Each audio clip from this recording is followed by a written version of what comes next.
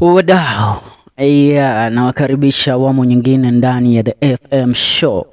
Ni siku ambayo imekuwa ni siku ya kuhusunisha, maana taarifa ambazo zimekuwa zikigonga vyombo vya habari na kutembea sana kwenye mitandao ya kijamii kuhusiana na kifo cha TikToker Brian Chira, ambaye kulingana na taarifa ambazo ziliweza kuachiwa mchana wa leo ni ya kwamba Chira alipata kuiaga dunia baada ya yeye kuhusika katika ajali ya barabarani. Ila chanzo haswa na mwenye ambaye alimgonga Chira na kumuua hajaweza kugundulika wala kutambulika. Na kwa sasa katika hii video tumekuja kuweza kufanya uchunguzi na kuweza kukuletea taarifa za mwisho za mtu ambaye ama watu ambao ndo walikuwa wa mwisho kumuona Chira akiwa uhai. Na je, ni nini ambacho kilifanyika masaa ya mwisho ya Brian Chira akiwa katika ulimwengu na akiwa mtu ambaye yupo hai? Now, as of right now, ni articles nyingi ambazo zimeandikwa na ni mambo mengi ambayo yanaendelea pale katika mitandao ya kijamii kuhusiana na kijana huyu mchanga ambaye amepata kuiaga dunia. Now, tukizamia kwa swala lote nzima, as of right now, news of it that Brian Chira is dead. The friends and family have also confirmed that. Now, popular TikToker Brian Chira has tragically lost his life. He tragically lost his life yesterday after he was ran over by a lorry while heading home at the wee hours of the night. The TikToker had spent the night at an entertainment joint before being drawn out by security after causing chaos while drunk. Hizi nazo ni tabia ambazo wengi wanamtambua Chira nazo, haswa marafiki wake wakienda kujipa burundani wala kulewa na Brian Chira wamekuwa kidai ya kwamba ni kijana ambaye wakati maruani zake zimepanda huwa anaweza kutoa vurugu sana pale katika vilabu, kuweza kuvuruga watu pale na pia kuwavuruga mawaita. Now Brian Chira took a boda after he was drawn out of the entertainment joint, which is namely Sierra Resort at the Gasharage area near Total Petrol Station. A police report filed at the Karul traffic base seen by Citizen Digital revealed that Chira was being taken home by his friend Zelek Momanyi Alfonso on a motorbike when the tragedy happened. Zelek Momanyi rode Brian Chira up to Gasharage roundabout where he alighted the motorbike and then ran to the main road where he was knocked down and died on the spot. Momanyi then followed him for he was drunk, and before he could reach him, he was hit by a white canter which did not stop. Now, maswali ni mengi na mambo ni mengi ambayo yanachipukana na hili. Huyu Momanyi Alfonso ndiye alikuwa mtu wa mwisho kuweza kumuona Chira akiwa uhai. Na kulingana na yeye, Chira aliweza kushuka kwenye bodaboda na kukimbia. Nikana kwamba sijui alikuwa anakwepa kulipa bodaboda ambaye alikuwa amemleta, ama alikuwa ni pombe ilikuwa ikimwambia you can cross the road. Unajua masaa hayo ni masaa ambayo there are a lot of questions that are being asked. Ni masaa ambayo utarajia kwamba kuna magari mengi barabarani mpaka kufikia mtu asilione gari ambalo linapita avuke ndipo gari hilo limuue, maana si magari mengi yaliyopo barabarani masaa ya saa 9 usiku. Na Momanyi claims Chira ran off the bike, akatoka alishuka bodaboda alafu akakimbia akivuka barabara. Na baada ya kukimbia akivuka barabara ndipo kanta ya white ilivuka na kumgonga. Ila swali ni je, kanta hii dereva mwenyewe ni nani? Na kanta hii, what is the number plate of this kanta? Huyu bodaboda alikuwepo na bodaboda lake. Unajua huyu mtu hawezi kuelekezewa lawama, maana you in a state of confusion. Mtu amegongwa, umeenda kumtazama, unaona kichwa kimepasuliwa. So the question is, ujamaa mwili wake ulichukuliwa asubuhi.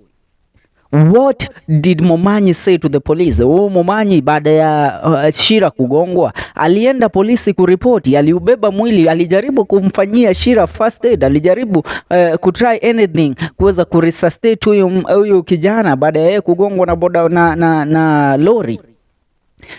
Ni maswali mengi. Na who are the people ambao waliweza kuvurugana na Chira pale katika klabu?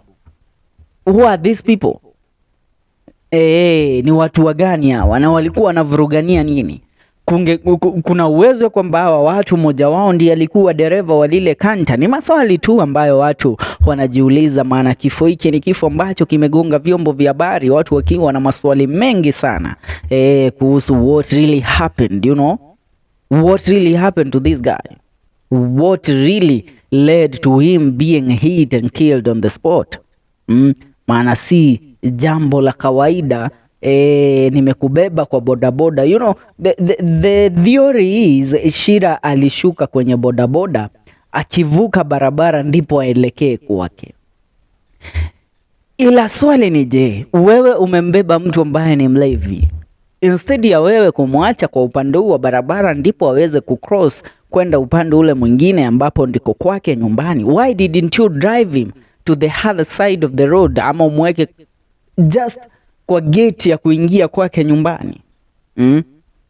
Chira is known of a lot of things, but one thing I can tell you, he was a jovial person. Ni kijana ambaye alipenda maisha, you know, he loved living life. There was rumors before that Chira alikuwa na mawazo ya kuweza kujiondoa na kitu ambacho kilichangia TikTokers kukuja na kuweza kufanya mkutano, ndipo kuweza kumpeleka Chira into a rehabilitation center, akiwepo mtu ambaye aliongoza katika mchango ule na kuweza kumsinikisha sana Chira kwende kufanyiwa therapy. Ni TikToker nyako, one of the biggest TikTokers that we have in Kenya. So was Chira in the right state of mind? Did Chira do that on purpose? Alikimbia akivuka barabara akijua kwamba lori lile litamgonga? Kitu ambacho maswali haya yote sijui tutajibiwa na nani, ila mwenye ambaye ana majibu ya haya maswali ni none other than Momanyi, ambaye ndiye alikuwa mtu wa mwisho kumuona Chira akiwa uhai, ndiye mtu wa mwisho kumbeba Chira hakimpeleka nyumbani. Now me, I'm wondering. I really have a lot of questions ambazo ningetaka sana kukaa na huyu mtu na nashangaa polisi wamemshikilia huyu jamaa ambaye alimbeba Chira akiwa mwisho. Has he been arrested? Is he answering questions? Is he giving the real details on what really happened to Chira? You know, Chira is known of controversy, is known of anajulikana kwa hajili pia. Hata you know, ni kijana ambaye ajalingi wewe ni mzee, ajalingi wewe ni kijana, yeye huwa anawa mix wote ya kuwatukana pamoja. Slogan imeishi kuwa mimi uwezi, anasemanga uwezi nisumbua kama we si pesa. Pesa pekee ndio inaweza nisumbua venye nitaitafuta, but uwezi nipea stress kama we si pesa. It's a good slogan that the guy formulated that he has always been using. But one thing has always lately ni kitu fulani ambacho kiligundulika. Kijana alipotea kwa zile vituko alizokuwa akifanya, maana alikuwa akifanya vituko sana pale katika mtandao wake wa kijamii wa TikTok. Alikuwa anakwenda live, alikuwa anafanya shows fulani vile za kiutu uzima ambazo zilizua matata pia na maswali mengi mwaka uliopita 2023. So what can we say right now? The family must be given answers. Acha nikwambie, hata mshoto wa mtu akuwe mbaya aje, mzazi bado atamlilia mwanawe. You know, the people still believed that there was hope for Chira to change and become a person of substance in the society, and there was. Kwa sababu kijana, let me tell you, hakuna kitu inaitwa kujitoa uhai kwa mtu ambaye anapenda maisha. People who love life, people who love enjoying life, it is very hard for them to take a step of, you know what, mimi nimechoka, ni wakati wangu wa kuondokea. Haikuangi hivyo kwa wazee, inakuanga vigumu sana. The body has been confirmed to be Chira. Mwili umepata kugundulika kwamba huu ni mwili wa Chira, upo pale katika city mortuary. Lakini cha kushangaza ni jinsi ambavyo kijana aligongwa mzee.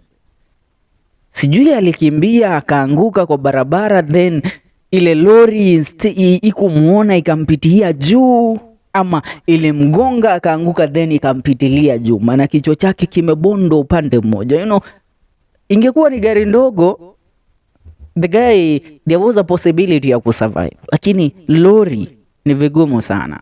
For now maswali yanaulizwa, ila wewe nikuulize maoni yako kuhusu maisha ya Chira. Unasema nini? Achia maoni kwenye comment section, na kile ningekuomba usisahau, hii ni FM Show KE ambapo tunakujuza juu yote ambayo yanafanyika katika sehemu tofauti nchini, so don't live without subscribing. See you in the next video now.